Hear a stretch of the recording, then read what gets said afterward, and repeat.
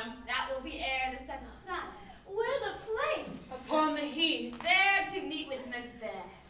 Fair is foul and foul is fair. Hover through the fog and filthy air.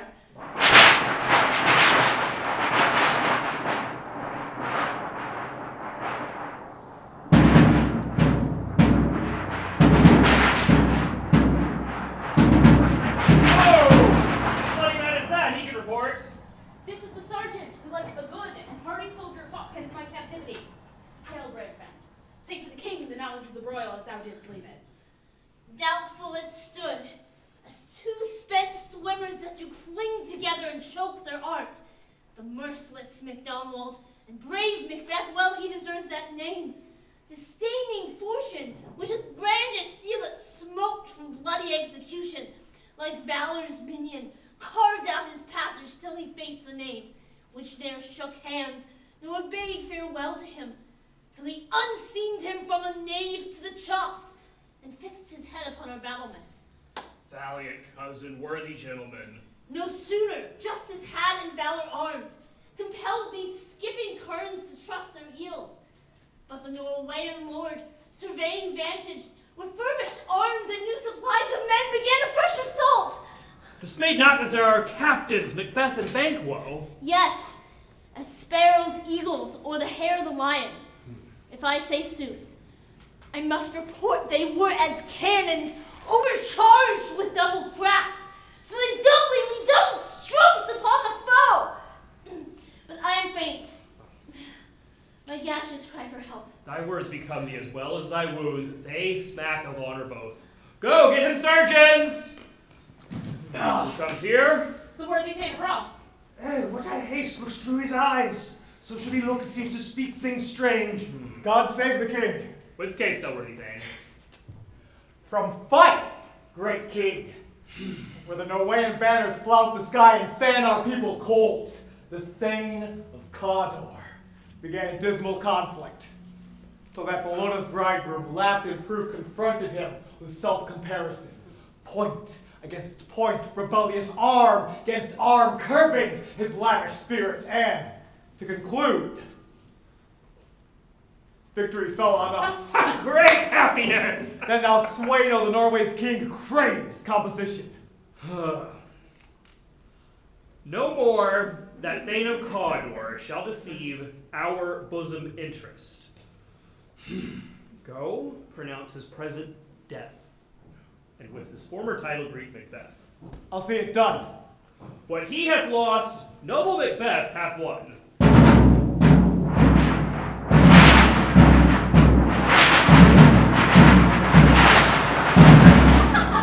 Oh, where hast thou been, sister? Killing swine. Sister, where thou? A sailor's wife had chestnuts in her lap, and she munched and munched and munched.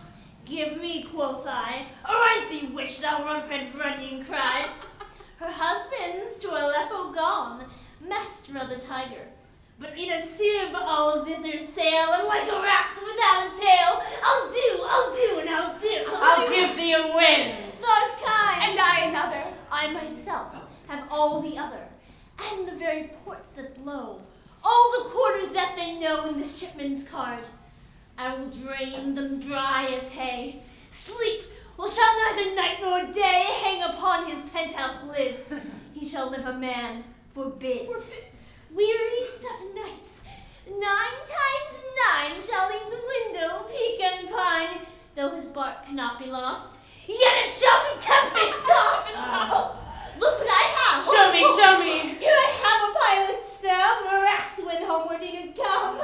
A drum. Macbeth doth come. We're sisters hand in hand, posters of the sea and land. Thus to go about, thrice to thine and thrice to mine, and thrice again to make up 9. Peace, the charm's wound up. Oh, so foul and fair a day I have not seen. A forest called to forest. What Are these? So withered and so wild in their attire, that look not like the inhabitants of the earth, and yet are on it. Speak you? Or are you aught the man may question? Speak, if you can. Oh, hail Macbeth, Hail to thee, Thane of Glums. All hail Macbeth. Hail to thee, Thane of Cawdor. All hail Macbeth, who shall be king hereafter. Good sir, why do you start and seem to fear things that do sound so fair? In the name of truth, are you fantastical? Or that indeed which outwardly you show? My noble partner here, you greet with present grace, and great prediction of royal having and of noble hope that he seems rapt withal. To me, you speak not. If you could look into the seeds of time and say which grain will grow and which will not, well, speak then to me, who neither beg nor fear your favors nor your hate. Hail! Hail. Hail. Lesser than Macbeth, and greater. Not so happy, yet much happier. Thou get kings though thou be none, so all hail Macbeth and Banquo. Banquo and Macbeth, All hail. Stay, you imperfect speakers. Tell me more. I mean, by Sybil's death, I know I'm Thane of Glums, but how of Cawdor? The Thane of Cawdor lives. A prosperous gentleman, and to be king stands not within the prospect of belief, no more than to be Cawdor. Say, from whence you owe this strange intelligence? Or why upon this blasted heath you stop our way with such prophetic greeting? Speak! Speak! I charge you! The earth hath bubbles as the water has, and these are of them. Whither are they vanished? Into the air, and what seemed corporeal melted his breath into the wind. But they had stayed. Were such things here as we do speak about? Or have we eaten on the insane root that takes the reason prisoner? Your children shall be kings. You shall be king. And Thane of Cawdor too. Went it not so? To the self-same tune words. Halt or perish! Who's here? Rise! Good Macbeth! Good Banquo lives! Come! The king hath received, Macbeth, news of thy success. And when he reads of thy ventures in the rebels' fights, the wonders and the praise of his do contend, which should be thine or yours. Yes, he sent to give you thanks, but didn't send us to pay you. And in earnest of a greater honor, he bade me from him call thee Thane of Cawdor, in which addition, all hail, most worthy Thane, for it is thine. What, can the devil speak true? The Thane of Cawdor lives. Why do you dress me in borrowed robes? Well, the Thane of Cawdor lives yet, but under heavy judgment bears that life which he deserves to lose. His treasons confessed and proved are capital. They have overthrown him. Glums. Cawdor. The greatest is behind. I thank you for your pains. Do you not hope that your children shall be kings when those that gave the Thane of Cawdor to me promised no less to them? That trusted home may yet enkindle you unto the crown besides the Thane of Cawdor. But 'tis strange, oftentimes to win us to our harm, the instruments of darkness tell us truths, woo us with honest trifles, to betray us in deepest consequence. Cousins, a word of praise. Come on, come. Supernatural soliciting cannot be ill. Cannot be good. If ill, why hath it given me earnest of success commencing? In truth, I am Thane of Cawdor. If good, why do I yield to that suggestion, whose horrid image doth unfix my hair, and make my seated heart wind up my ribs against the use of nature? Present fears are less than horrible imaginings. My thought, whose murder yet is but fantastical, shakes me so to my single state of man, that function is smothered in surmise, and nothing is but what is not. Look how our partner's wrapped. If chance will have me king, chance may crown me without my stir. New honors come upon him, like our strange garments, cleave not to their mold, but with the aid of use. Come what come may, time of the hour runs through the roughest day. Worthy Macbeth, we stay upon your leisure. Oh! Grant me your favor, my dull brain was wrought with things forgotten. Kind gentlemen, your pages are registered where every day I turn the new leaf to read them. Let us toward the king. The think upon what hath chance. And more time, the interim having waited, let us speak our hearts free each to other. Very gladly. Till then, enough. Hey, come, friend!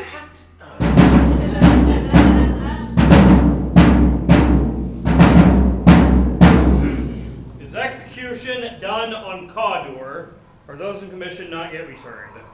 My liege, they are not yet come back, but I have spoke with one that saw him die, who did report that very frankly he confessed his treasons, implored your highness pardon, and set forth a deep repentance. Nothing in his life became him like believing it. He died as one that had been studied in his death, to throw away the dearest thing he owed as twere a careless trifle. There is no art to find the mind's construction in the face. He was a gentleman on whom I built an absolute trust. Worthiest cousin. The sin of my ingratitude even now was heavy on me. Only I have left to say, more as I do than more than all can pay. The service and the loyalty I owe in doing it pays itself. Your highness's part is to receive our duties. And our duties are to your throne, state children, and servants, who do but what we should by doing everything safe toward your love and honor. Welcome hither. I have begun to plant thee and will labor to make thee full of growing. Noble Banquo, hath deserved no less, nor must be known no less who have done so. Let me enfold thee, hold thee to my heart. There, if I grow, the harvest is your own. Oh, my plenteous joys, wanted in fullness, seek to hide themselves in drops of sorrow. Sons, kinsmen, thanes, and you whose places are the nearest, know, we will establish our estate upon our eldest Malcom, whom we name hereafter the Prince of Cumberland. Huzzah! Bravo! Bravo! Honor was not unaccompanied. Invest him only, but signs of nobleness like stars shall shine on all deservers. And from hence to Inverness, and bind us further to you. The rest is labor which is not used for you. I'll be myself the harbinger, and make joyful the hearing of my wife with your approach. So humbly take my leave. My worthy Cawdor. Friends of Cumberland. That is a step on which I must fall down, or else so believe, for in my way it lies. Stars, hide your fires. Let not light see my black and deep desires. The eye wink at the hand, yet let that be which the eye fears when it is done to see. Ooh, worthy Banquo. He is full so valiant, and in his commendations I am fed. It is a banquet to be. Come, let's after him, whose care is gone before to bid us welcome. It is a peerless kinsman.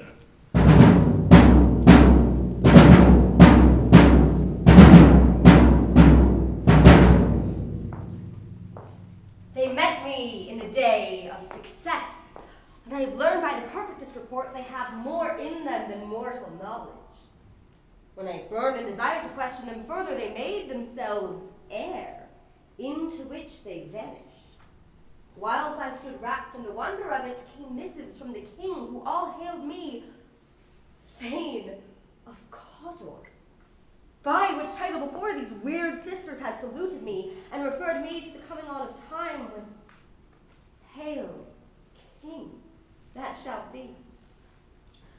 This if I thought good to deliver thee, my dearest partner of greatness, that thou mightst not lose the dues of rejoicing by being ignorant of what greatness is promised thee.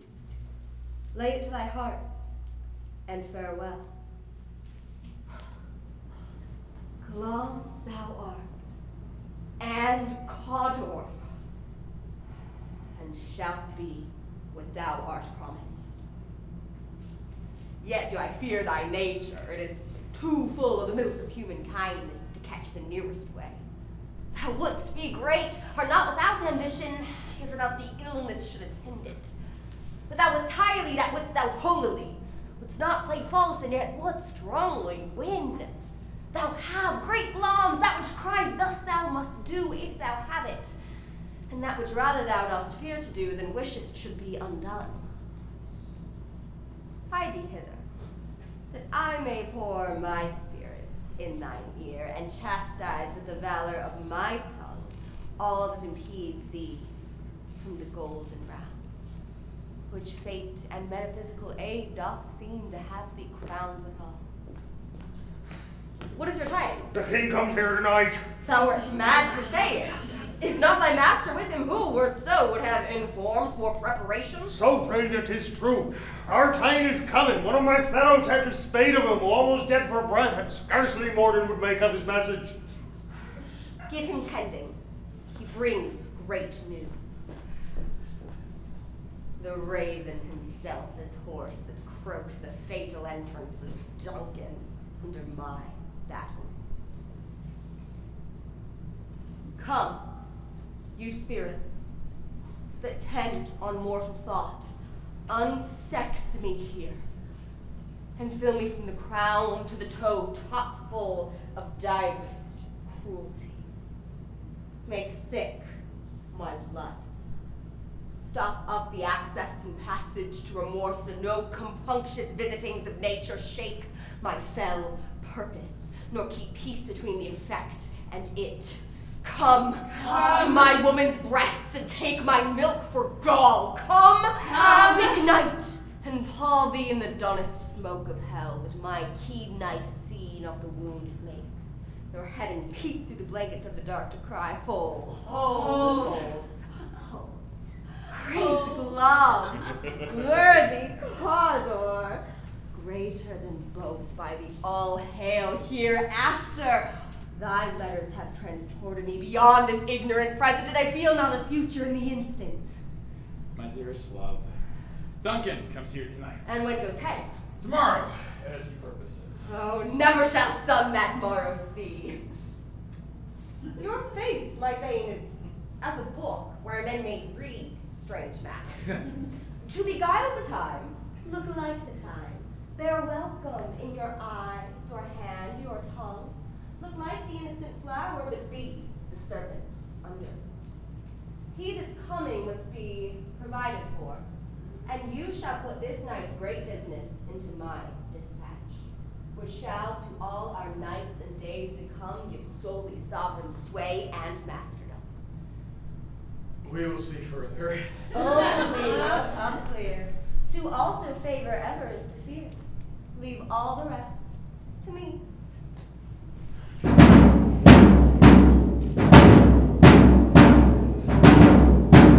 Your Grace!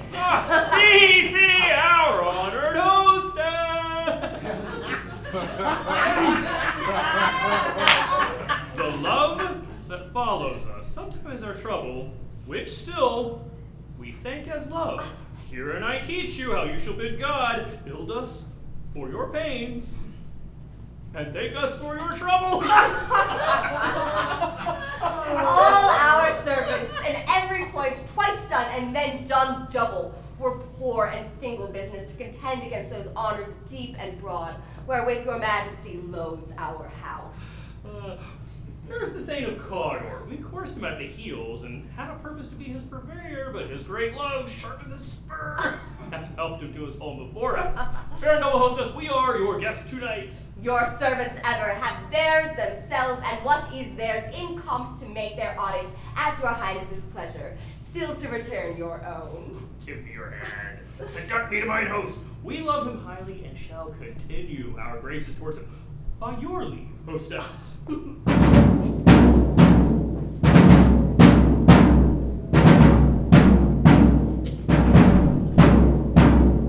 it were done, when it is done, it were well it were done quickly. The assassination could travel up the consequence and catch with his surcease success. But this blow might be the be-all and end-all here. But here, upon this bank and shoal of time, shall the life to come. But in these cases, we still have judgment here, that we better teach bloody instruction, which, being taught, return to plague the inventor. This even-handed justice commends the ingredients of our poisoned chalice to our own lips. He's here in double trust. First, as I am his kinsman and subject, strong both against the deed. Then as his host, we You should, against the murderer, shut the door, not bear the knife myself. Besides, does Duncan have borne his faculties so meek, have been so clear in his great office that his virtues will plead like angels? I have no spur to prick the side to my intent, but only vaulting ambition, which overleaps itself and falls on the other. Now, what news? He is almost stopped. Why have you left the chamber? Had he asked for me? No, you're not. He has. We will proceed no further in this business. He hath honored me of late, and I have bought golden opinions of all sorts of people, which would be worn now in their newest gloss, not cast aside so soon. Was the hope drunk wherein you dressed yourself? Hath it slept since, and wakes it now to look so green and pale at what it did so freely? From this time, such I account thy love.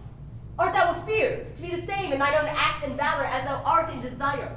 Wouldst thou have that which thou esteem'st the ornament of life, and live a coward in thine own esteem, letting I dare not wait upon I would, like the poor cat of the attic? Prithee, peace! I dare to all that may become a man who dares to more is none.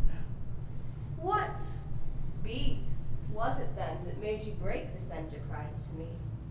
When you durst do it, then you were a man. And to be more than what you were, you would be so much more the man.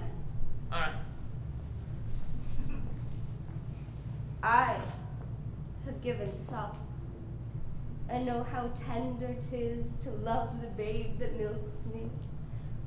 I would, while it was smiling in my face, have plucked my nipple from his boneless gums and dashed the brains out, had I so sworn as you had done to this. If we should fail! We fail! But screw your courage to the sticking place, and will not fail. When Duncan is asleep, where through the rattler shall his day's hard journey soundly invite him, his 2 chamberlains will I with wine and wasps so convinced that memory, the warder of the brain, shall be but as a food, and the receipt of reason a limbeck only. When in swinish sleep their drenched natures lie about them as in a death, what cannot you and I perform upon the unguarded Duncan? What not put upon his spongy officers, who shall bear the guilt of our great quell? Rain forth men, children only. I undaunted metal should compose nothing but males. Will not be received. We have smeared with blood the sleepy 2 of his chamber, and used their very daggers that they had done it. Who dares deceive each other, as we shall make our griefs and clamor roar upon his death? I am settled, and bend of each corporeal agent for this terrible feat. Away and mark the time with fair show. False face must hide, but the false heart doth know.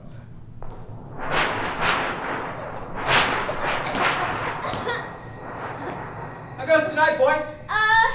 The moon is down. I have not heard the clock. She goes down at 12. No, take 'tis later, sir. Old. Take my sword. There's husbandry in heaven. Their candles are all out. Ooh. Take thee that, too.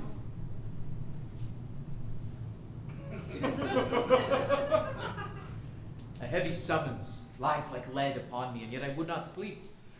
Oh, merciful powers, restrain in me the cursed thoughts that nature gives way to in repose. Give me my sword. Who's there?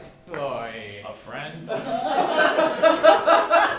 What, sir? Not yet at bed? The king's at rest. He had been an unusual pleasure, and sent forth great largesse to your offices. This diamond he greets your wife withal, by the name of most kind hostess, and shut up in measureless content. Being unprepared, our will became the servant to defect, which else free should have wrought. Oh, all's well.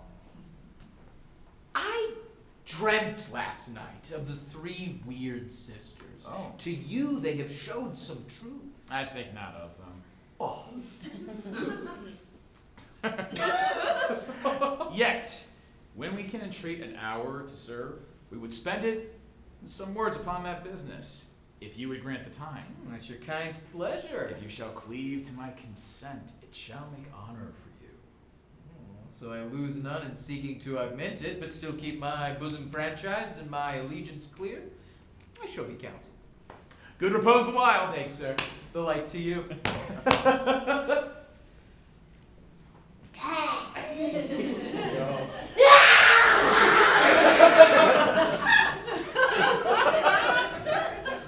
Go bid thy mistress. When my drink is ready, she strike upon the bell. As you please, my lord. Get thee to bed.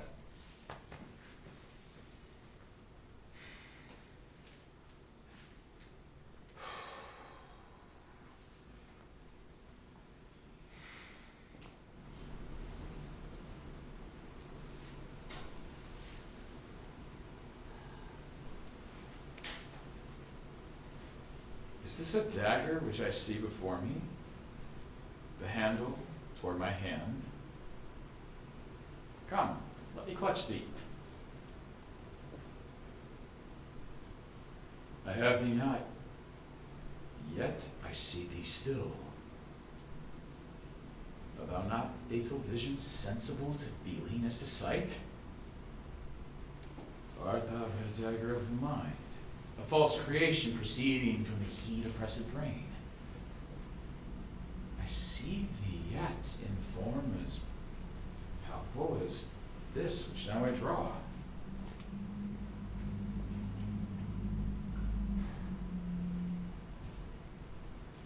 Thou marshals me the way I was going,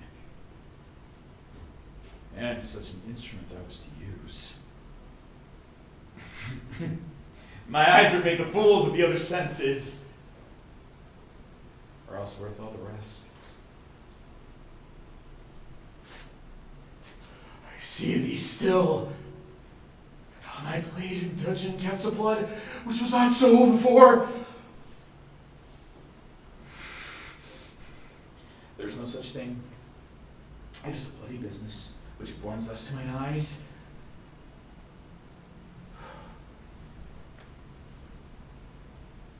Now over the one-half world nature seems dead, and wicked dreams of use the curtain sleep.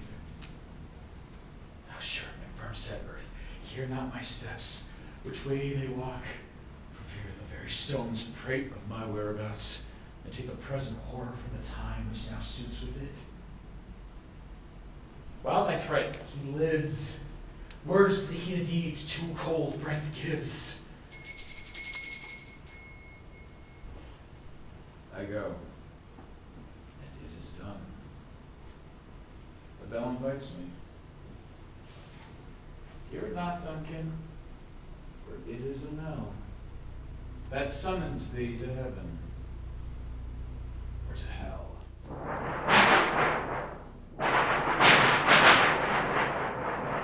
That which hath made them drunk hath made me bold.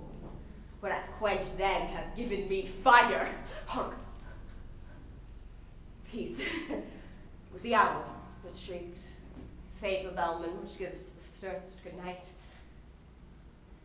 He is about it. The door is open and the surfeited grooms do mock their charge with snores. I have drugged their possets, that death and nature do contend about them, whether they live or die. Who's there? What? Oh! Alack, I'm afraid they have awaked, and 'tis not done. The tempt and not the deed confounds us. Hark! I laid their daggers ready. He could not miss. Had he not resembled my father as he slept, I had done it. My husband! I've done the deed. Dost thou not hear a noise? I heard the owls scream and the crickets cry. Did not you speak? When? Now. As I ascended? Why? Who lies in the second chamber? Donalbain. This is a sorry sight. Foolish thought to say a sorry sight. There's one that did laugh in his sleep, and one cried, "Murder!" But they did wake each other. I stood and listened. But they did say their prayers, and I dressed them again to sleep. There are two lodged together. One cried, "God bless us," and amen the other, as they had seen me with these hangman's hands, listening their fear. I could not say amen when they did say, "God bless us." Consider it not so deep. But wherefore can I not pronounce amen? I had most needs a blessing, and amen stuck in my throat. These deeds must not be thought of after these ways, so it will make us mad. I thought I heard a voice cry, "Sleep no more. Macbeth doth murder sleep." The innocent sleep. Sleep that knits up the reveled sleep of care, death of each day's life, sore labor's bath, balm of hurt minds, great nature's second course, chief nourisher of life's feast. What do you mean? Still he cried, "Sleep no more." Twill the house. Glams of murdered sleep, therefore Cawdor shall sleep no more. Macbeth shall sleep no more. Who was it that thus cried? My worthy Thane, you do unbend your noble strength to think so brain sickly of things. Go, get some water, and wash this filthy witness from your hand. Why did you bring these daggers from the place? They must lie there! Go! Carry them and smear the sleepy grooms with blood! I'll go no more. I am afraid to think of what I have done. Look upon it again, I dare not. Infirm of purpose, of the sleeping and the dead are but as pictures. Does the eye of childhood that fears a painted devil? If you do bleed, I'll gild the faces of the grooms withal, for it must seem their guilt. This is the knocking! How is it every noise appalls me? What hands are here? They flood down mine eyes. Oh, Neptune's ocean, wash this blood clean from my hand! No. This hand will rather the multitudinous seas in Carnadine, making the green one red. My hands are of your color, but I shame to wear a heart so white. They are knocking of south entry. Retire we to our chamber. A little water clears us of this deed. How easy is it then? Your constancy had left you unattended. Hark, more knocking. Go, get on your nightgown lest occasion call us and show us to be watchers. Be not lost so poorly in your thoughts. To know my deed was best not know myself. Wait, Duncan, with thy knocking, I would thou couldst! There's a knocking indeed. If a man were porter of Hellgate, he have old turned the key. Old means devil. Knock, knock, knock. Who is there in the name of Beelzebub? Why, it's a farmer who hanged himself on the expectation of plenty. Well, come in, farmer. Have plenty of napkins about you. Here, you'll sweat for 'em. Knock, knock, knock. Who's there in the other devil's name? Oh, why, it's an English tailor. Come hither for stealing out of a French hose. Well, come in, English tailor. Here, you may roast your goose. Knock, knock, never quiet. Oh, you there, barkeep. It's too cold. We're not cold enough to have a nice one.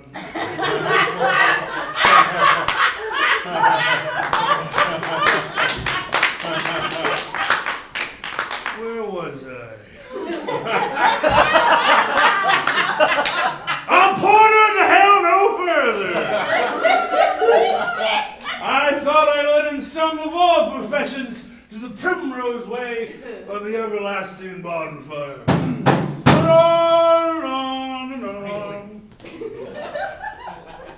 I pray you remember the porter. The old Milwaukee. I see you a tiny bit.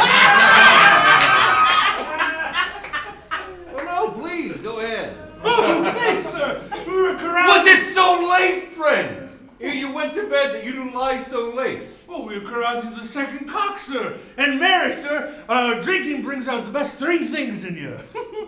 I hate to ask. Mary, nose pain, sleep, and urine. Phenomenal. Lechery, sir. It provokes but unprovokes. It provokes desire but takes away the performance. Therefore, too much drink may be the great equivocator. Well, because it makes them and it mars them. It sets them to and it takes them off. It persuades them and disheartens them. Makes them stand to and then not stand at all. very good. It them in their sleep, and as he lies, leaves them. That it? Is your master stirring? My master? Knocking has awakened. Good morrow, noble sir. Tomorrow both.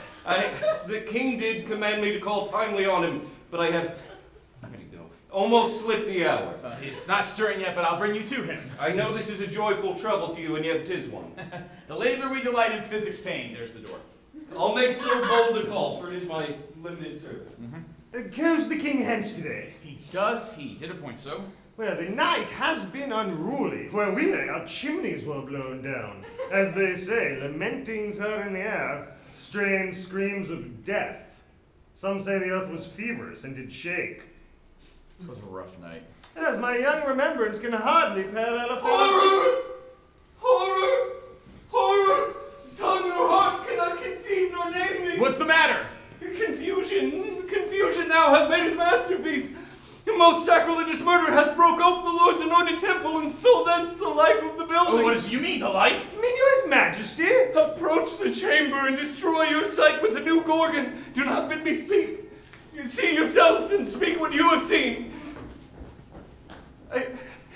Awake! Awake! Ring the alarm bell! Murder and treason! Banquo! Donalbain, Malcom, awake! Shake off this downy sleep, death's counterfeit, and look on death itself. Up, up, everyone, and see the great doom's image. Banquo, Malcom, as from your graves rise up to countenance the horror. My God, someone ring the alarm! What? Isn't it? What such a hideous trumpet should call to parley the sleepers of the house. Speak, speak. It is not for you to hear what I can speak. Oh. The repetition in a woman's ear would murder as it fell. Banquo, our royal master is murdered. Whoa! Alas, what? In our house? Too cruel anywhere. Dear Duff, prithee, contradict thyself and say it is not so. I would died an hour before this chance. I had lived a blessed time. For from this instant there's nothing serious in mortality. Oh. What is amiss? You are and do not know it. The spring, the head, the fountain of your blood is stopped. The very source of it is stopped. Your royal father is murdered. Oh. By whom? By those of his chambers, as it seemed, had done it. Their hands and faces were all badged with blood, and so were their daggers, which unwiped we found upon their pillows. They stared and were distracted. No man's life was to be trusted with them. Oh, and to repent me of my fury that I did kill them. Wherefore did you so? Who could be wise, amazed, temperate, and furious, loyal, neutral in a moment? No man. The expedition of my violent love outrun the paws of reason. And here lay Duncan, his silver skin laced with his golden blood, and his gashed stabs look like a breach of nature for ruin's wasteful entrance. There, the murderers steeped in the colors of their trade, their daggers a mannerly breach with gore. Who can refrain that had a heart to love, and in that heart courage to make his love known? Help me, hands! Look, tell the lady. Why do we hold our tongues that most men this argument for hours? What's we spoken here? Where our fate hidden in alcohol, my Russian sees us? Let's away. Our twos are not yet brewed. Nor our strong sorrow upon the foot of motion. Look to the lady. When we have our naked frailties hid that suffer in exposure, let us meet and discuss this bloody piece of work to know it further. Fears, scruples shake us. In the great hand of God I stand, and thence against the undivulged pretense I fight of treasonous malice. And so do I. So do we all! Let us briefly put on manly readiness to meet in the hall together. Well contented! Come! Ha! Donalbain, what will you do? Let's not consort with them. To show an unfelt sorrow is an office which the false hand does easy. I'll to England. To Ireland, our separated fortunes shall keep us both the safer. Where we are, there are daggers in men's eyes. The nearer blood, the nearer bloody. This murderous shaft that shot hath not yet lighted, and our safest way is to avoid the aim. Therefore, to horse, and let us not be dainty of leave-taking, but but shift away. There's warrant in that path which steals itself, and there's no mercy left. Oh, good father. 10 I can remember well, within the volume of which time I have seen hours dreadful and things strange, but this sore night is dreadful former nobles. Thou seest the heavens. Trouble with man's act that threatens his bloody stage. By the clock, 'tis day. Yet, dark night strangles the traveling lamp. Is the night's predominance or the day's shame that darkness should the face of earth entomb, when living light should kiss it? 'Tis unnatural, even as the deed that's done. Aye, Duncan's horses, a thing most strange but certain, beauteous and swift, the minions of their race turned wild in nature, broke their stalls, flung out contending against obedience as though they would make war with mankind. 'Tis said they ate each other. 'Tis said they ate each other. They did so. The amazement of mine eyes that looked upon it. Comes the good Macduff. How goes the world, sir? Now. Why, see you not? It's known who did this more than bloody deed. Aye, those that Macbeth hath slain. Alas the day, what good could they pretend? They were suborned, and now Malcolm and Donalbain, the king's 2 sons, are stolen away and fled, and so falls on them suspicion of the deed. Against nature still. Thriftless ambition that will round up thine own lives means, then 'tis most like the sovereignty will fall upon Macbeth. Yes. Why, he's already named, and gone away to Scone to be invested. Where is Duncan's body? Carried to Colmkill, the sacred storehouse of his predecessors and guardian of their bones. Will you to Scone? No. No, cousin. I will to Fife. Oh, then I will thither. Well, may you see things well done there. Adieu. Aye. Lest our old robes sit easier than our new. Shall we, Father? God's benison go with you, and with those who make good of bad, and friends of foes. I'm King Macbeth! Enemies beware. Thou hast it now. King, Cawdor, Gloms, all, as the weird women promised. I fear thou playest most foully for it. Yet it was said that it should not stand in thy posterity, but that myself should be the root and father of many kings. If there come truth from them, as upon thee, Macbeth, their speeches shine. Why, by the verities on thee made good, may they not be my oracles as well, and set me up in hope? But hush! No more.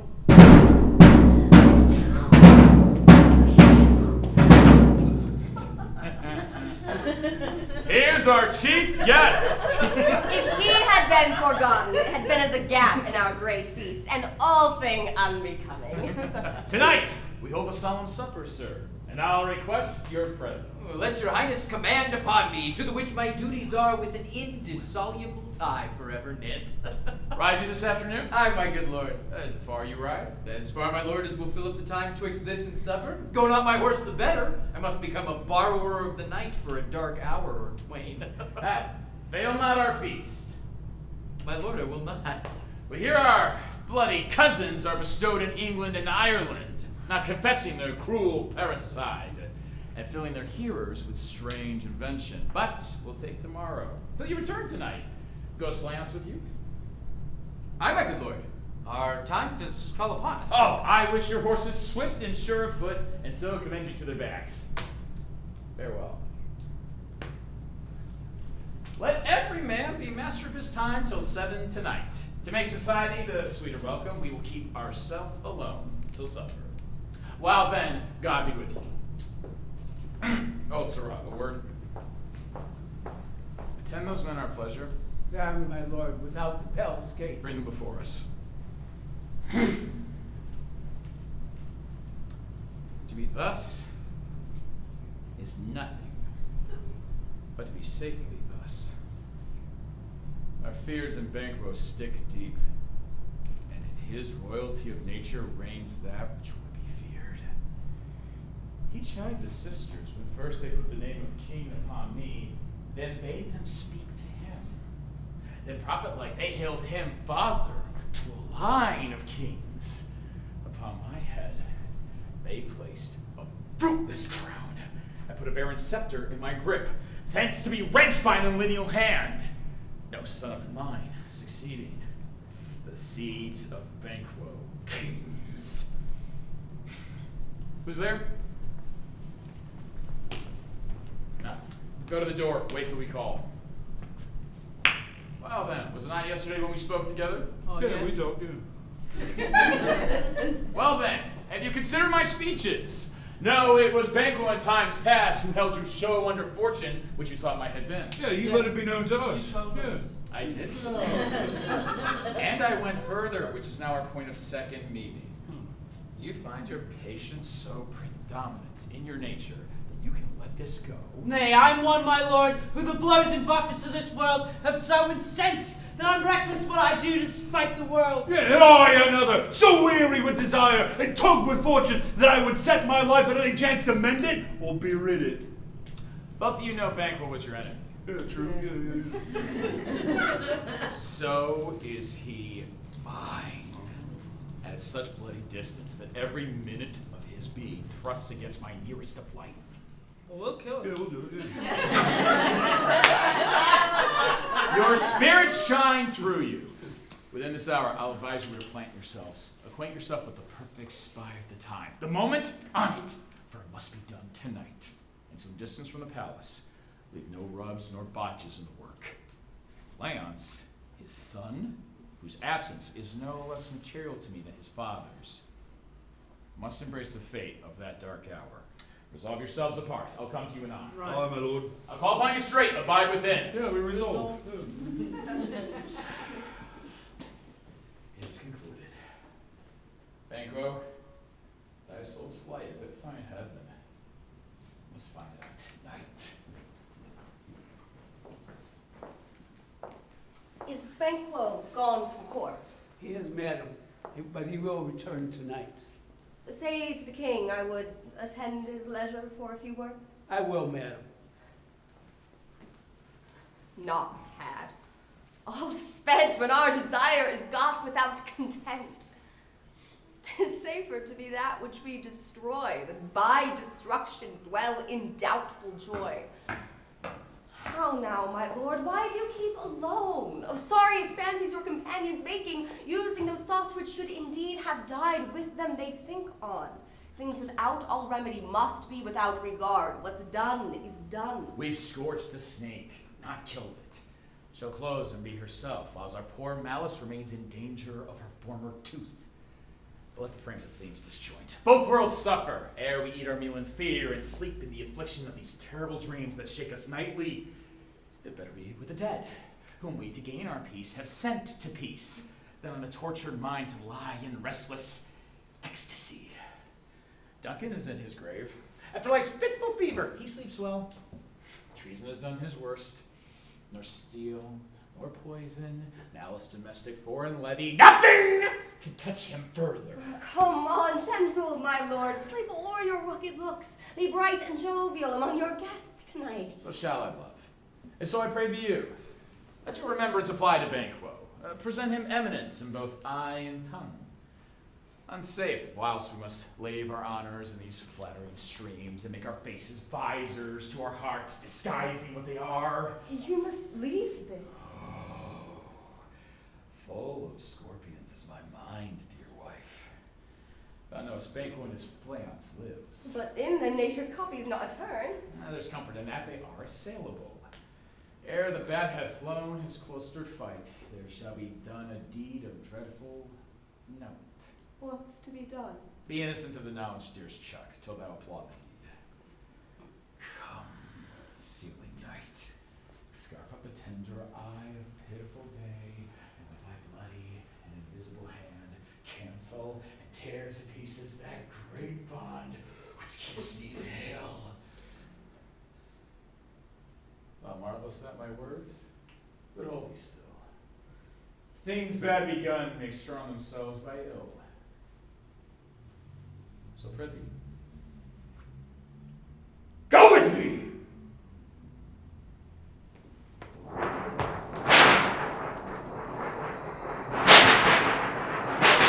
So who did Vinny join with us? Macbeth. He needs not our suspicion, since he delivers what we need to do to the direction just. Oh, then stand with us. The west yet glimmers with some streaks of the day, to spurn a laden traveller apace, to gain the timely end. And near approaches the subject of our wars. Hark! I hear horses. Give us a light there. Oh! Then to see, all the others are within the court. These horses go about. Almost a mile, but he usually does, so all men do from hence to the palace gate make it their walk. Oh, stand to, stand to. A light, a light. And Tissy.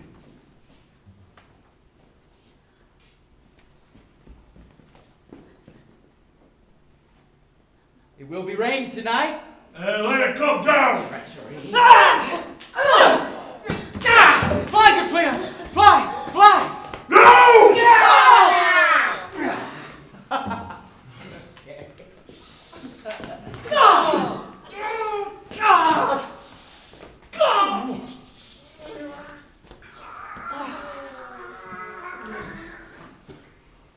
Who did strike out the light? Was that not the way? There's but one down, the sun is fled. We've lost best half our affair. Then let's away and say what has been done.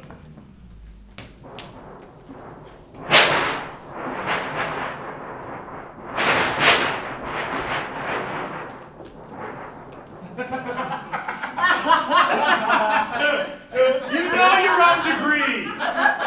Sit down, and first and last, a hearty welcome. Thanks to you and your majesty!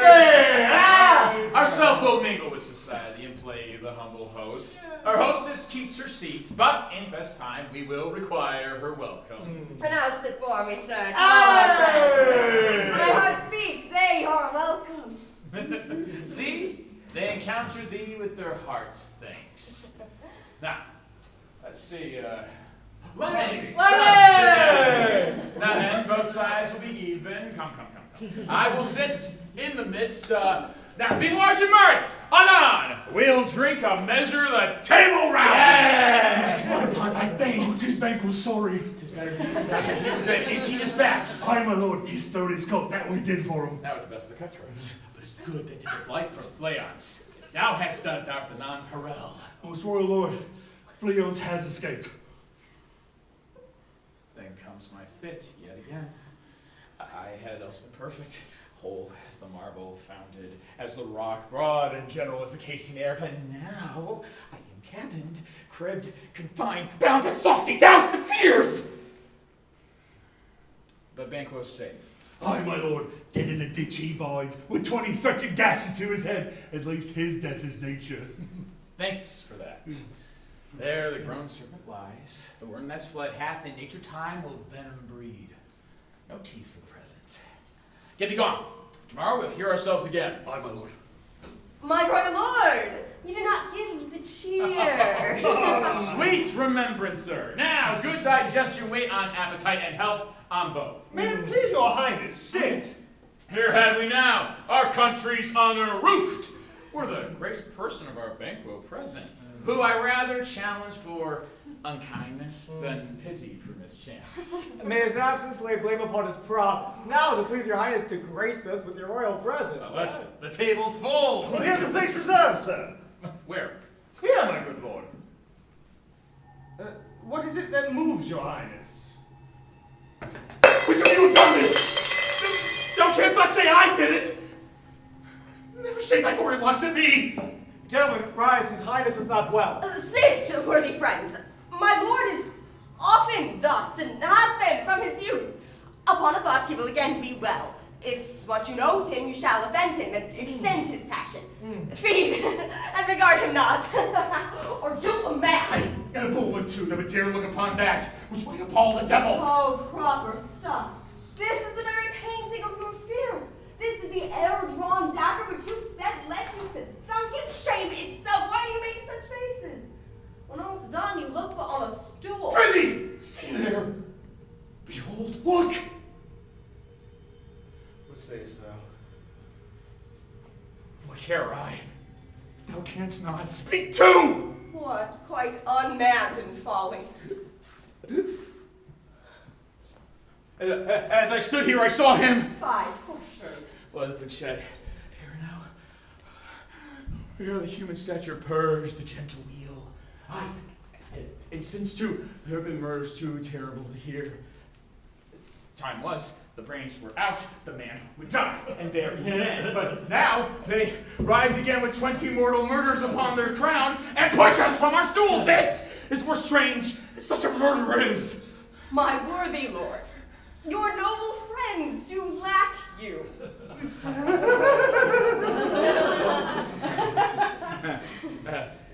I do forget.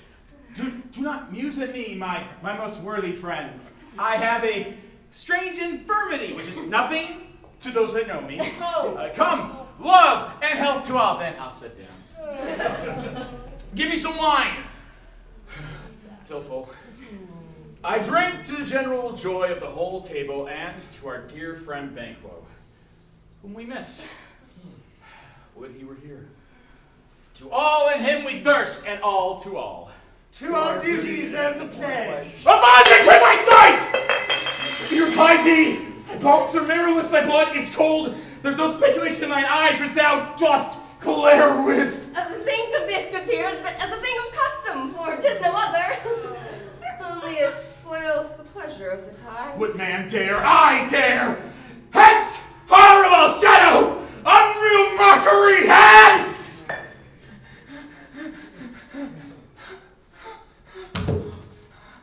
By being gone, I am man again. Pray, sit still. You have broke the good meeting with most admired disorder. Can such things be and overcome us like a summer's cloud without our special wonder? You make me strange, even to the disposition that I own, that I think you can behold such sights and keep the natural ruby of your cheeks, whilst mine is blanched with fear. What sights, my lord! Pray you speak not! It grows worse and worse. Question increases. What once? Good night. Stand not upon the order of your going, but go! At once! Good night, and better health attend his majesty. Kind good night to all. They will have blood. They say blood will have blood. Stones have been known to move and trees to speak. What is the night? Almost at odds with morning. Which is which? How sayest thou Macduff denies his person at our great bidding? Did you send to him, sir? I hear it by the way, but I will send. There's not a one but in his house I keep a servant feed.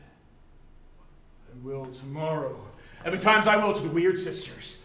More shall they speak, for now I am bent to know by the worst means, the worst, for my own good. All causes shall give way.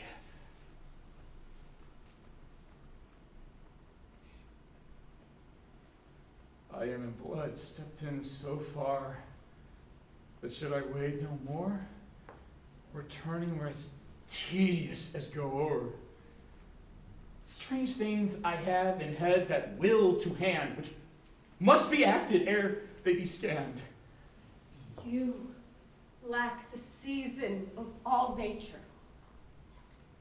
Sleep. Come, we'll to sleep. My strange and self-abuse is the initiate fear that wants hard use.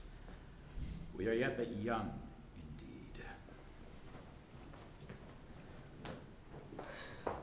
indeed. My former speeches have but hit your thoughts, which can interpret further. Only I say, things have been strangely born. The gracious Duncan was pitied of Macbeth. Marry, he was dead. In the right valiant Banquo walked too late, whom you may say, if it please you, Fleance killed, for Fleance fled. Men must not walk too late. Who could not lack the thought of how monstrous it was for Malcom and for Donalbain to kill their gracious father? Damned fact! How it did grieve Macbeth, did he not straight in pious rage the two delinquents tear, that were the knave of drink and the thrall of sleep? Was that not nobly done? Aye, and wisely too, for 'twould have angered any heart alive to hear them in denial. And I do think, had he Duncan's sons under his key, and as it please heaven he shall not, they should find out what it were to kill a father. So should Fleance. But, peace. For from broad words, and cause he failed his presence at the tyrant's feast, I hear Macduff lives in disgrace. Sir, can you tell where he bestows himself? The son of Duncan, from whom this tyrant holds the due of birth, lives in the English court and is received of the most pious Edward. Thither Macduff is gone to pray the holy king upon his aid to wake Northumberland and warlike Siward, that by the help of these, with him above to ratify the work, we may again give meat to our table, sleep to our nights, all which we pine for now. And this report does so exasperate the king, he prepares for some attempt at war. Sent he to Macduff? He did. That might well advise him to a caution to keep what distance his wisdom may provide.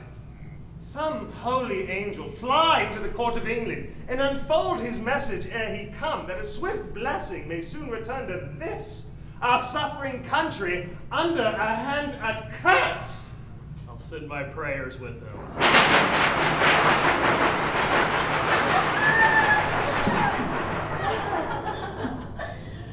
Thrice the brinded cat hath mewed. Thrice and once the hedge pig whines. Harpier cries, 'tis time, 'tis time. Round about the cauldron go, in the poison entrails throw, toad that under cold stone, days and nights of 31, sweltered venom sleeping got, boiled up first in this charmed pot. Double, double toil and trouble, fire burn and cauldron bubble. In the cauldron boil and bake, fillet of a fenny snake, eye of newt and toe of frog, wool of bat and tongue of dog, adder's fork and blind worm's sting, lizard's leg and howlet's wing, for a charm of powerful trouble, like a hell broth boil and bubble. Double, double toil and trouble, fire burn and cauldron bubble. Scale of dragon, tooth of wolf, witch's mummy, ma and gulf, of the raven sea salt shark, root of hemlock, dig it in the dark, finger of birth strangled babe, ditch delivered by a drab, make the gruel thick and slab. Add thereto a tiger's children for the ingredients of our cauldron. Double, double toil and trouble, fire burn and cauldron bubble. Cool it with baboon's blood, then the charm is firm and good. By the pricking of my thumb, something wicked this way comes. Open locks, whoever knocks. Now, you secret black and midnight hags. What is it you do? A deed without a name. I conjure you, that which you profess, however you came to know it. Answer me. Even till destruction sicken, answer me to what I ask you. Speak. Demand. We'll answer. Say if thou hadst rather hear it from our mouths, or from strange spirits. Call him. Let me see him.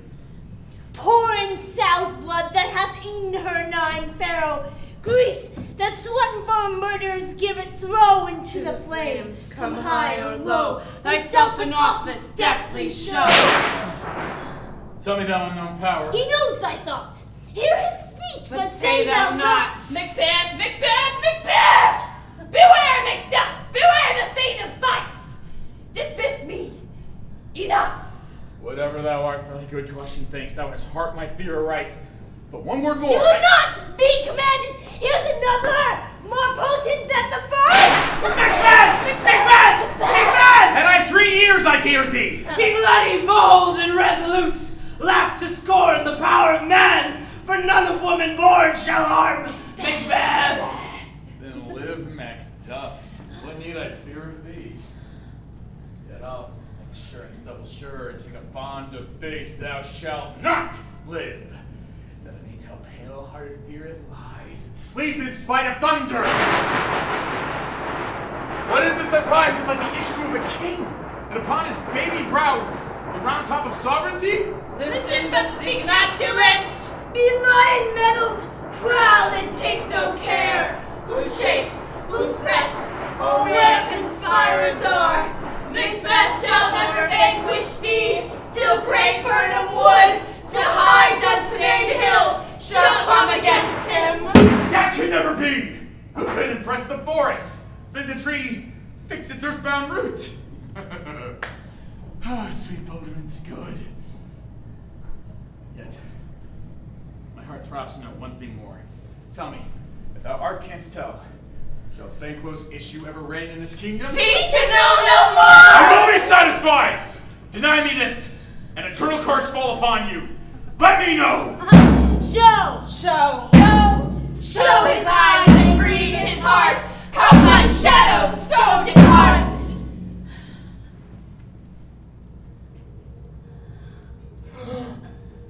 Thou art too like the spirit of Banquo. That crown doth smear mine eyeballs.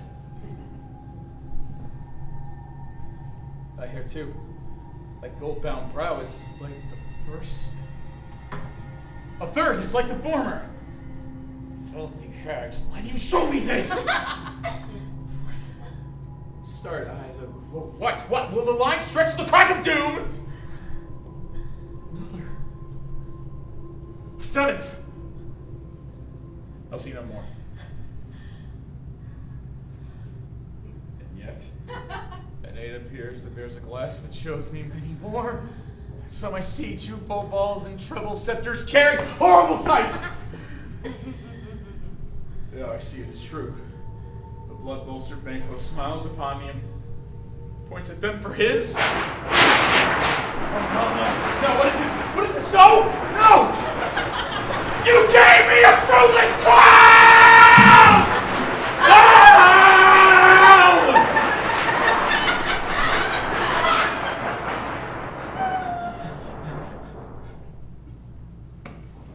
Where are they? Gone? Let this pernicious hour stand I accursed in the calendar. Lennox, come in without there! What is thy grace's will? Saw you the weird sisters! No, my lord. Cannot they buy you? No, indeed, my lord. Affected be the air whereupon they ride, and damn all those that trust them. I did hear the galloping of horse. Who was the king by? Well, 'tis 2 or 3, my lord, that bring you word Macduff is fled to England. Fled to England. Aye, my lord. Time, thou anticipatest my dread exploits. The flighty purpose never is overtook unless the deed go with it. From this moment forth, the very firstlings of my heart shall be the firstlings of my hand. And even to crown my thoughts with acts, be it now thought and done. The castle Macduff I will surprise. Seize upon Fife. Give to the edge of the sword his wife, his babes, and all unfortunate souls that trace him in his line. Now boasting like a fool. This deed I'll do before the purpose cool. But no more sights. Where are these gentlemen? Come, bring me where they are!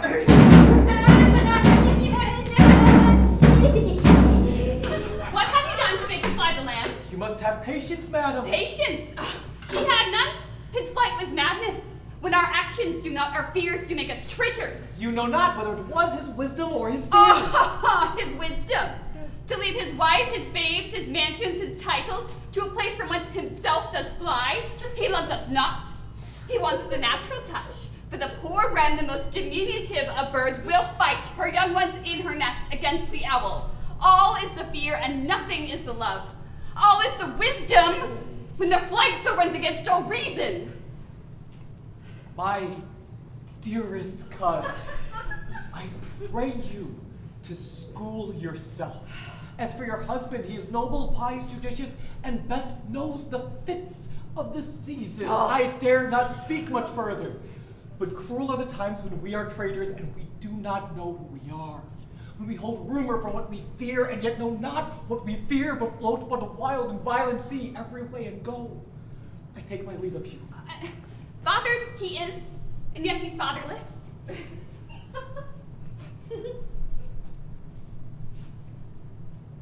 I am so much more than foolish should I stay a moment longer. It would be my disgrace and your discomfort to take my leave of you at once.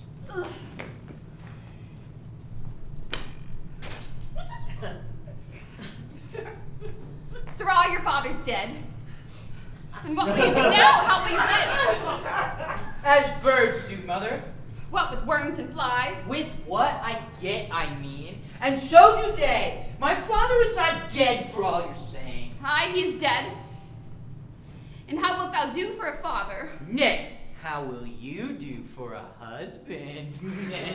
Why, I could buy me 20 at any market. Then you will buy them to sell them again.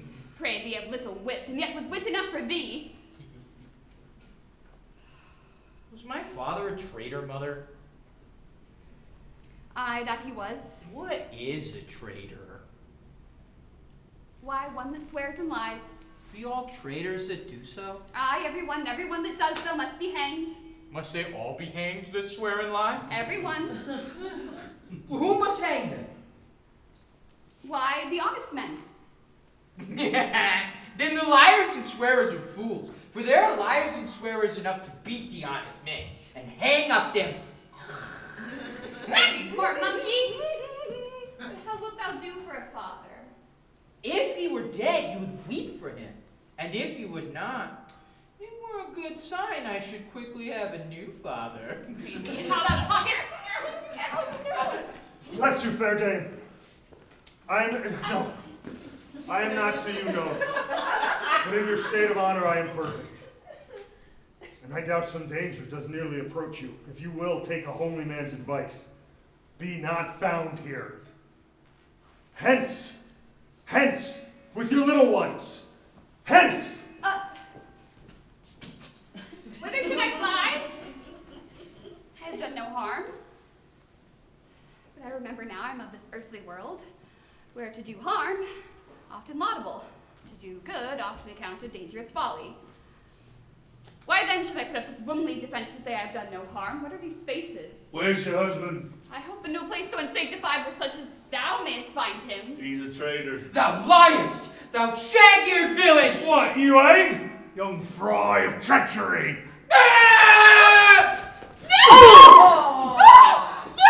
You killed me, mother! No! Run away, I pray you! Mother! Murder! Run.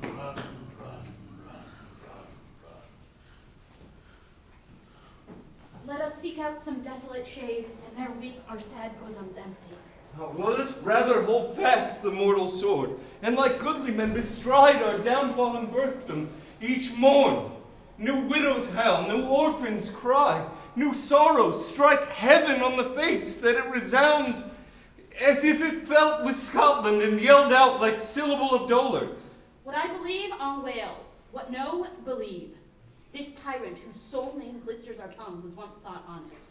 You have loved him well. He hath not touched you yet. I am young, but something you may deserve of him through me, and wisdom to offer up a weak, poor, innocent lamb to appease an angry god. But I am not treacherous. But Macbeth is. A good and virtuous nature may recoil an imperial charge. But I shall crave your pardon. That which you are, my thoughts cannot transpose. Angels are bright still, though the bright is foul. Though all things foul would wear the brows of grace, yet grace must still look so. I've lost my hopes. Perchance even there where I did find my doubts. Why that rawness left you wife and child? Those precious motives, those strong knots of love, without leave taking. I pray you, let not my jealousies be your dishonors, but mine own safeties. You may be rightly just, whatever I shall think. Bleed, poor country, great tyranny, lay thou thy bases sure, for goodness dare not check thee, wear thou thy wrongs. The title is assured, and I wouldn't be the villain that thou thinkest me for the whole space that's in the tyrant's grasp, and the riches to boot. Be not offended. I speak not as an absolute fear of you. I think our country sinks beneath the yoke. It weeps, it bleeds, and each new day a gash is added to her wounds. I think withal there would be hands uplifted in my right, And here from gracious England have I offer of goodly thousands. But for all that, when I shall tread upon the tyrant's head or wear it on my sword, yet my poor country shall have more vices than it had before, more suffer, and more sundry ways than ever by him that shall succeed.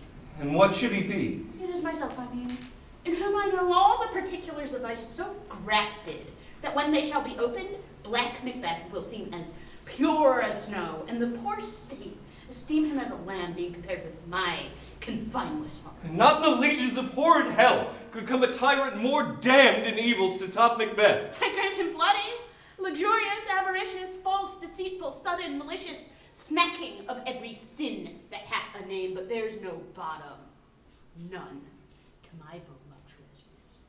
Were I king, I should cut off the nobles for their land's desire, his jewels in this other's house, and my more having would be as a sauce to make me hunger more, that I should forge quarrels unjust against the good and loyal, destroying them for well. This avarice sticks deep, and grows with more pernicious root than summer seeming lust. It hath been the sword of our slain king. But fear not, Scotland hath riches to fill your will, of your mere own, and all of these are portable, with other graces weighed. But I have none. The king becoming graces? I have no relish of that. Abound in the division of each several crime, acting it many ways. Nay, had I power, I should pour the sweet milk of concord into hell. Uproar the universal peace, confound all unity on earth. Oh, Scotland, Scotland. If such a one be fit to govern, speak. I am as I have spoken. To govern, no, not to live. Your royal father was a most sainted king. The queen that bore thee died every day she lived. Fare thee well. These evils that repeatest upon thyself have banished me from Scotland. My breast, thy hope ends here. Macduff, this noble passion, child of integrity, hath from my soul wiped the black scruples, reconciled my thoughts to thy good truth and honor, for even now I put myself to thy direction and unspeak mine own detraction. My first false speaking was this upon myself. What I am, truly, is thine and my poor country's to command. Whither, indeed, before thy here approach, old Siward with 10,000 warlike men, already at a point was setting forth, now will together and our chance of goodness be like or warranted quarrel. Why are you silent? Such welcome and unwelcome things at once. It's very hard to reconcile. Look who comes here. My countryman, but yet I know him not.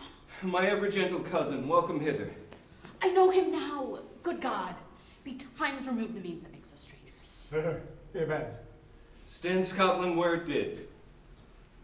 Alas, poor country almost afraid to know itself. It cannot be called our mother, but our grave. For nothing, but who knows nothing, is once seen to smile. Where sighs and groans and shrieks that rent the night air are made, not marked, where violent sorrow seems a modern ecstasy. Relation too nice, and yet too true. What's the newest grief? That of an hour's age doth hiss this speaker, each minute teems anew. How's my wife? Why, well. And all my children? Well, too. The tyrant hath not battered at their peace. They were well at peace when I did leave them. What? Speak your thoughts. How goes it? I have words. Words that would be howled to the desert air. Her hearing should not latch them. What can... The general cause, or is it a fee grief due to a single breast? No mind that's honest, but in it shares some woe, though the main part pertains to you alone. If it be mine, keep it not from me. Quickly, man, let me have it. Let not your ears despise my tongue, which shall possess with them the heaviest sound that ever yet they heard.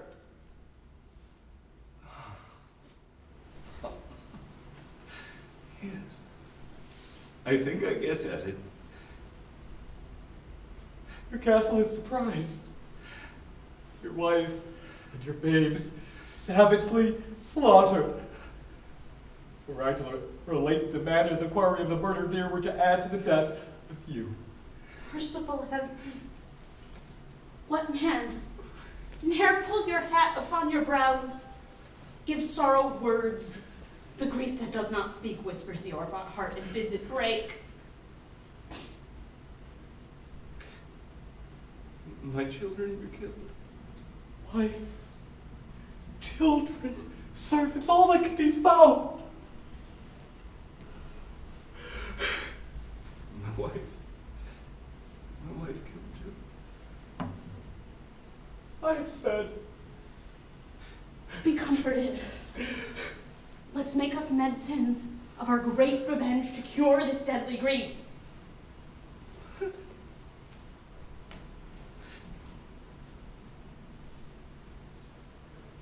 But he has no children. All my pretty ones. Did you see? All my pretty chickens and they're damned in one fell swoop.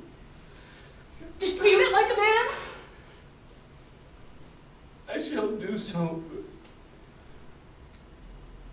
But I must also feel it like a man. I cannot but remember those things that were most precious to me. Why did heaven look on and would not take their part? With me, sinful Macduff, they were all struck for me. Not that I am, not for their own sins, but for mine fell slaughter on their souls.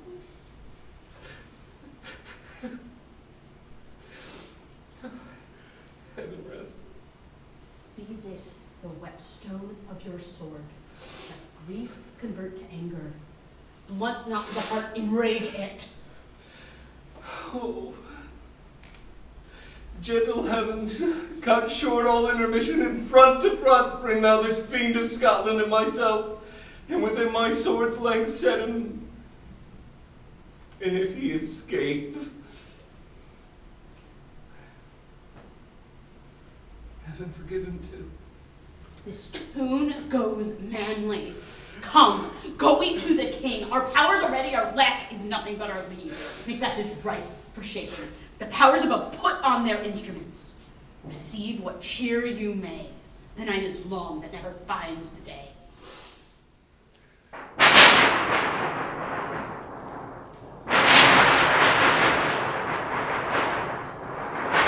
For 2 nights I've watched with you, yet perceive no truth of what you report. When was it she last walked? Since His Majesty went into the field, I have seen her rise from her bed, throw her nightgown upon her, unlock her closet, take forth paper, fold it, write upon it, read it, afterwards seal it, and again return to bed, yet all this while in a most fast sleep. Oh, you, here she comes. This is her very guise, and on my life fast asleep. Observe her, stay close. Well, how comes she by the light? I stood by her. She has light by her continually. It is her command. Her eyes, they are open. Their slits are shut. What is she doing now? Look what she does with her hands. It is an accustomed action her to seem thus washing her hands. I have seen her continue in a quarter of an hour. Here is a spot. Oh, she speaks. I will set down what she says to better remember it more strongly. Out, jam the spot out, I say! 1, 2. Why then, 'tis time to do it. Hell is murky. Fie, my lord, fie, a soldier and a fear. What need we fear who knows it when none can call our power to account? But who would have thought the old man to have had so much fun? Did you mark that? The thing to fight had a wife. Where is she now? What with these hands and everything? No more of that, my lord, no more of that. You are all with this starting. Go to, you have known you should not. She has spoke, but she should not. Of that I'm sure heaven knows what she has known. Here's the smell of the blood still. Oh, the perfumes of Arabia that sweeten this little handle. Oh,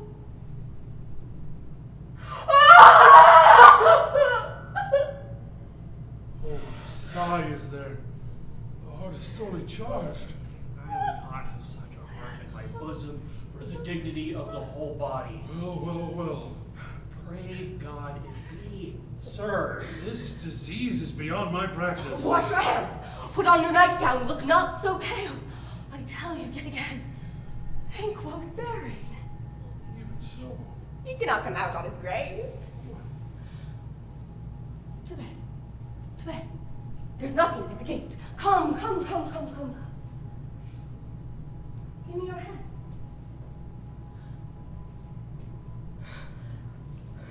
What's done cannot be undone. To bed. To bed. To bed.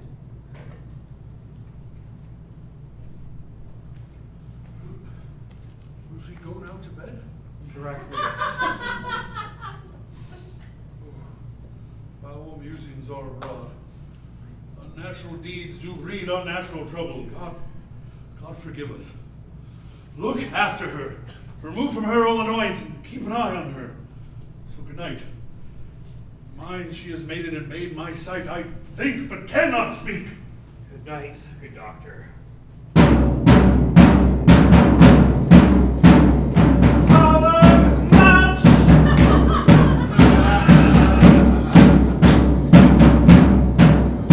And halt! The English power is near, led on by Malcom, his uncle Siward, and the good Macduff.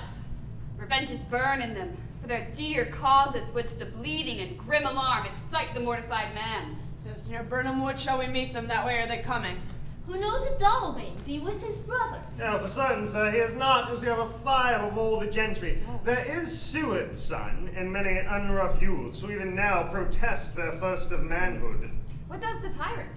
Great Dunsinane he strongly fortifies. Some say he's mad.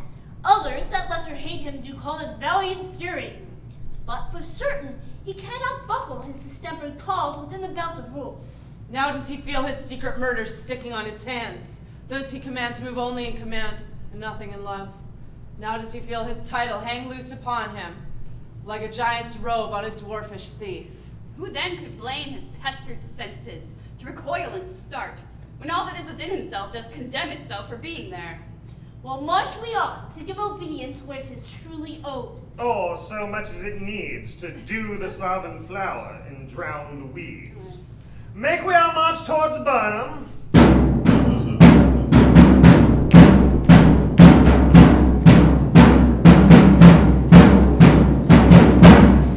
Bring me no more reports. Let them fly off. Till Burnham Wood remove to Dunsinane, I cannot taint with fear. What's the boy Malcom? Was he not born of woman? The spirits that know all mortal consequences have pronounced me thus. Fear not, Macbeth. No man that's born of woman shall ever have power upon thee. Then fly, false things, and mingle with the English epicures. The mind I sway by and the heart I bear shall never sag with doubt nor shake with fear. The devil damn thee, black, thou cream-faced loon! Where goest thou with that goose look? There is 10,000. Hey, 10,000 geese, villain! Soldiers, sir. Go prick thy face and override thy fear, thou lily-livered boy. What soldiers, Pat? Dead with thy soul. Those linen chiefs of thine are counselors to fears. What soldiers, wave face? The English force, so please you. The English force, so please. Take thy face hence. Seyton! I am sick at heart when I behold Seyton, I say! This bush will ever cheer me on or deceit me now. I've lived long enough. My way of life has fallen into the sear, the yellow leaf, and that which should accompany old age is honor, love, obedience, troops of friends. I must not look to have, but in their stead, curses, not loud, but deep. Mouth honor, and breath which the poor heart would fain deny, nor dare not. Seyton! What's your gracious pleasure? What news more? All is confirmed, my lord, that was reported. I'll fight till from my bones my flesh be hacked. Give me my armor. It is not needed. I'll put it on! Send out more horses! Stir the country round! Hang those that talk of fear. Bring me my armor! How does your patient, doctor? Not so sick, my lord, more trouble with thick-coming fancies that keep her from rest. Cure her of that! Canst thou not minister to a mind disease, pluck from the memory a rooted sorrow, raise out the written troubles of the brain, and with some sweet, oblivious antidote cleanse the stuffed bosom of the perilous starf that weighs upon the heart? Well, then the patient must minister to himself. Throw physic at the dogs, I'll none of it. Put on my armor! Bring me my axe! That's Seyton! Send out, Doctor, the veins. They fly from it. Come, sir, dispatch! Doctor, if thou canst, cast the waters from my land, find your disease, and purge it to a sound and pristine health, I should applaud thee to the very echo that would applaud again. Pull it off, I say. What rhubarb, senna, purgative drug would scour the English hence? Hearest thou of them? Aye, my lord, we heard something of your royal preparations. Bring it after me. I will not be afraid of death and bane. So Burnham Forest, come to Dunsinane. Dunsinane, away and clear. Profit again should hardly draw me here.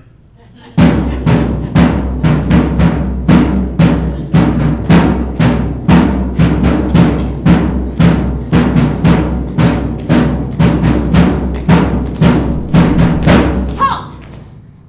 Cousins, I hope the days are near at hand that Chambers will be safe. We doubted nothing. What is this before us? The wood of Burnham. Let every soldier hew him down a bough and bear it before him. Thereby shall we shadow the numbers of our host and make discovery ere in report of us. Shall be done. So we learn, but no other than the confident tyrant keeps still in Dunsinane, and will endure our setting down before it. 'Tis his main hope, for where there is advantage to be given, both more and less hath given him the revolt. And none serve with him but constrained things whose hearts are absent too. Let our just censures attend the true event, and put we on industrious soldiership. The time has come that will with due decision make us know what we shall say we have, and what we owe. Company!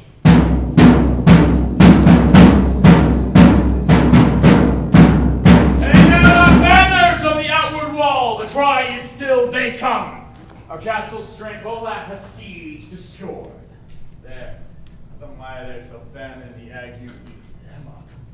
Were they not forced to be with those that should be ours, we might have met them dareful, beard to beard, and beat them backward home. What was that cry? It is the cry of women, my good lord. I have almost forgot the taste of fears. I have some full of horrors. But iron is familiar to my slaughterous thoughts, cannot one start me. Huh? What was that cry? The queen, my lord, is dead.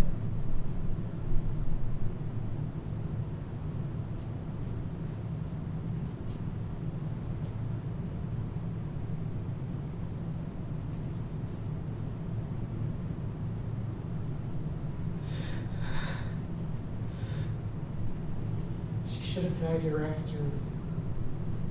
There would have been time for such a worry. Tomorrow. And tomorrow. And tomorrow creeps in this petty pace from day to day to the last syllable of recorded time. All our yesterdays are lighted fools, lighted dusty deaths. Out. Out. Breathe a candle. Life's but a walking shadow. A poor player that struts and frets his hour upon the stage and then is heard no more. It is a tale told by an idiot, full of sound and fury, signifying nothing. Thou comest to use thy tongue, thy story quickly. Gracious my lord, I shall report what I say I saw, but I know not how to do it. Well, say then, sir. I was standing my watch upon the hill, and I looked towards Burnham, and anon we thought the wood began to move. Tyrant slave! Let me incur your wrath if it be not so. Within 3 miles may you see it coming. I say a moving grove. If thou speakst false upon the next tree, shalt thou hang alive till famine clean thee. If thy speech be sooth, I care not for thou dost me. I pull a resolution and begin to doubt the equivocation of the fiend that lies like truth. Fear not, till Burnham wood come to Dunsany. And now, a Burnham wood comes to Dunsany.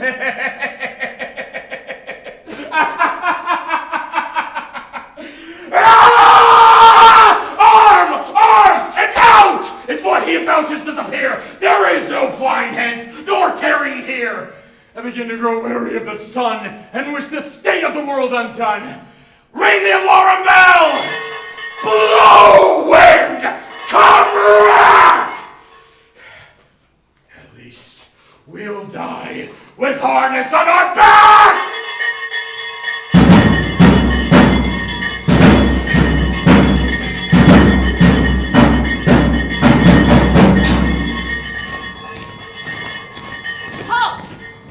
Now near enough.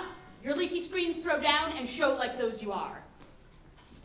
You, worthy uncle, shall with my cousin, your right noble son, lead our first charge.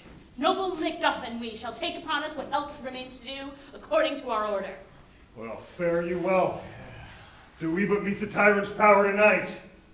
Let us be beaten if we cannot fight. Right. Let all our trumpets blow. Give them all breath. Those clamorous harbingers of blood and death.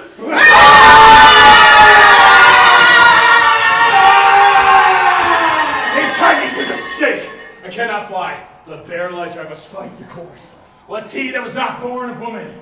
Such a one I am to fear, or none. What is thy name? Not be afraid to hear it. No. Though they'll call themselves the name hotter than any in hell. My name's Macbeth.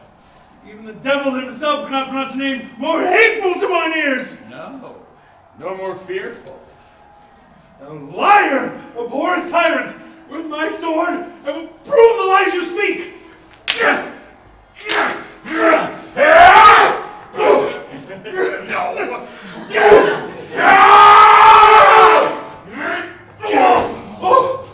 Thou was born of woman. The swords I smile at. Weapons laugh to scorn. Brandished by a man as I'm a woman born.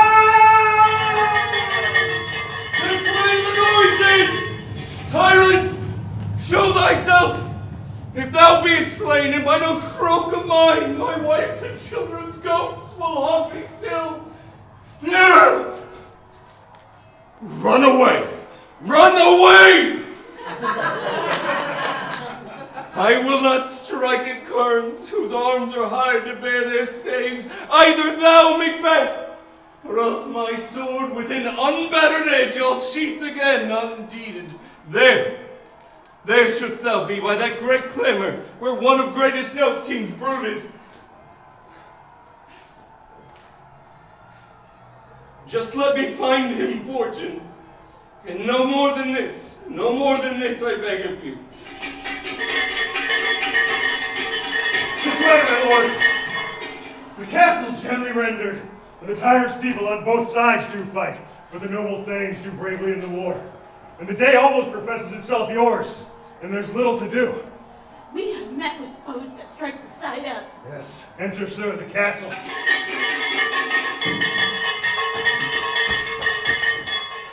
Why should I play the Roman fool and die on my own blade? Well, as I see lives, the gashes do better upon them. Turn, hellhound, turn! Of all men else, I have avoided thee. Get thee back. My soul is too much charged with blood of thine already. I have no words. My voice is in my sword, thou bloodier villain than terms can give out.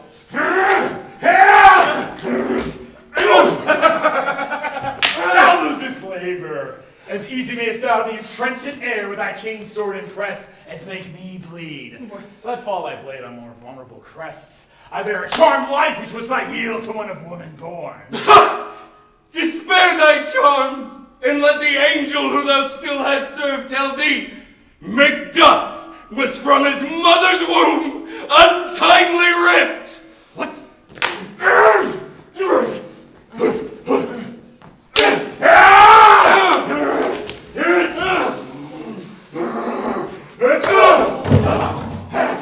Come to me the tongue that tells me so. I will not fight with thee. Then you yield, you coward, and you live. You live to be the gaze and show of the time, and we will have you as our rare monsters are, painted on a pole, and underwrit, here may you see the tyrant. I will not yield to kiss the ground at young Malcom's feet and to be painted with the rabble's curse.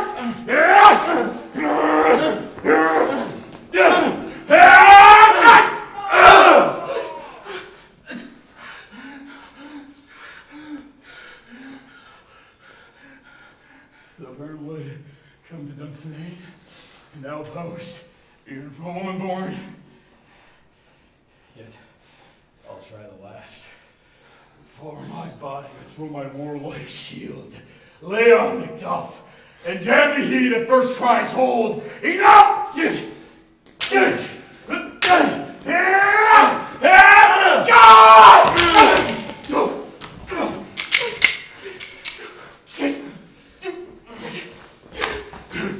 Die, tyrant!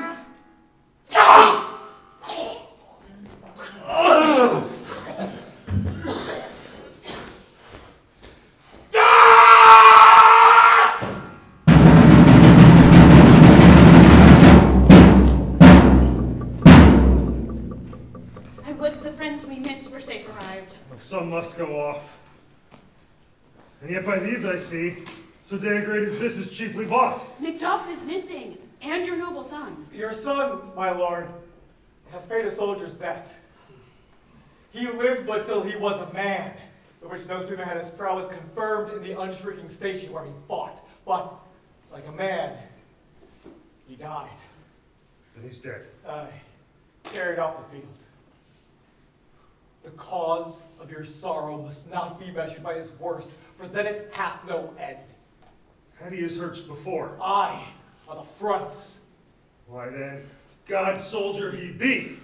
Had I as many sons as I have hairs, I would not wish them to a fairer death. And so his knell is knolled. He's worth more sorrow, and that I'll spend for him. He's worth no more. They say he parted well and paid his score, and so God be with him. Aye. And here comes newer comfort. Hail, King of Scotland, for so thou art. Behold where stands the usurper's cursed head. I see thee compassed in thy kingdom's pearl, that speak my salutations in their minds, whose voices I desire aloud with mine. Hail, King of Scotland! Hail, King of Scotland!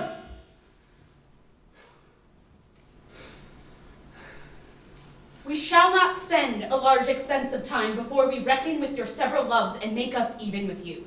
My thanes and kinsmen, henceforth be earls, the first that ever Scotland in such an honor name.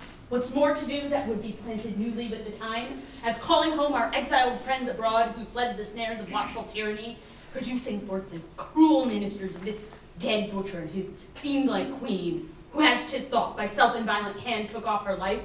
This, and what needful else that calls upon us by the grace of grace, we shall perform in measure, time, and place. So thanks to all at once, and to each one whom we invite to see us crowned at Scone. All hail, King of Scotland!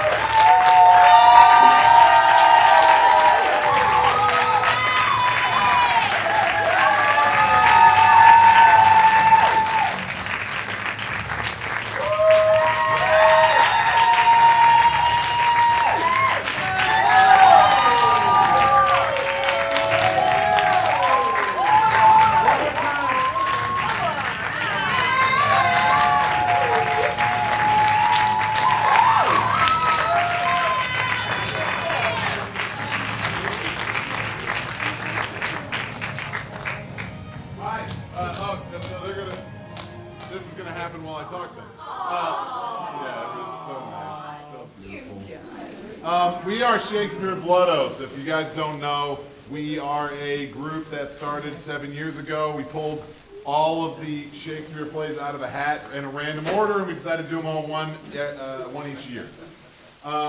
We are building a community here. We have these people, all of them are now part of our community, and all of you are part of our community. And we want to keep serving, and we want to keep doing these shows every year. And what does that take? That takes money, but it also takes time. So the two ways that you can help us out is if you want to put some money in one of these jars or scan the QR code, you can donate. But your time is also important. If you'd like to join us, you'd like to be on stage, you'd like to be behind stage, you'd like to just help out generally, you can go to our website, you can sign up for the mailing list, and you will get an email when we are looking for help. So please do so, and we're going to hang out here a little bit afterwards. Also, as part of it, as you saw in your chairs, there were some informational bits of knowing your rights, because we're all going through a shared trauma right now. And Emerald's going to talk a little bit about You didn't that. ask me to. I raised my hand and made you let me come up. Okay, so it doesn't. I mean, you can know your rights, whatever. It doesn't matter if they aren't respecting them, right? The important thing that's on this card is the big phone number in huge type. And I'm just skipping straight to it. I fucking triple dog dare you to put that number in your phone tonight. That is the number that you call when you see ICE. Illegally or whatever, just when you see ICE, this is the number you call. This is the Illinois Coalition for Immigrant and Refugee Rights. Hey. They have a huge rapid response network in the city of Chicago, and if you see anything, call that number and let them know immediately. Record with your phone horizontal. Say what it is that you're seeing. Keep at least an arm's length distance between you and any fucking fascists who are doing whatever. And if you don't want to put it in your phone because you're like me and you have ADHD and it's never going to wind up there, you can fold it into thirds and stick it in your wallet. I printed it that size on purpose. Beyond that, if you live in this community, as so many of the members of this company do, on the back side of these things over at the bar, hang out with us, have a drink. There's a QR code you can scan to sign up for a canvas tomorrow in the neighborhood. They're doing an ICE business canvassing thing.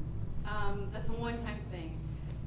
Not one time, on Thursday evenings and Saturdays at 11 a.m. at the 33rd Ward Working Families Office, which is on Montrose, just west of Kedzie Avenue. You just walk right past the new Sun Sweet Donuts and it's right there. They are currently doing petitioning, and all of those petitions are also ICE Watch for the neighborhood, and that is something else that you can do to be immediately involved. If you don't live in this neighborhood in Chicago and you want to know how you can be involved, because we have to keep us safe. That's clear. The government is not doing that. They're doing the opposite. Find me, and I maybe, depending on where you live, can help you get plugged in to what you can do in your neighborhood. And with that, I walk back.